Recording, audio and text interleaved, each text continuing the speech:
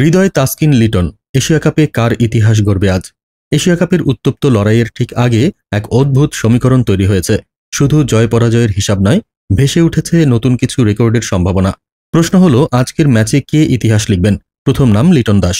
বাংলাদেশের হয়ে টি-20তে সর্বোচ্চ রান সংগ্রাহকের রেকর্ড ছুঁতে তার প্রয়োজন মাত্র 56 রান। বর্তমানে এই রেকর্ড সাকিব আল হাসানের দখলে।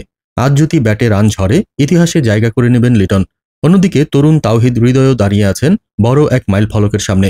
আন্তর্জাতিক টি-20তে 1000 রানের ক্লাবে ঢুকতে তারও দরকার আর মাত্র 56 রান। এই ক্লাব ইতিমধ্যেই বাংলাদেশের 5 তারকা ব্যাটসম্যানের নামে সাজানো। আর বোলিংয়ে তাসকিন আহমেদ এখন পর্যন্ত নিয়েছেন 96 উইকেট।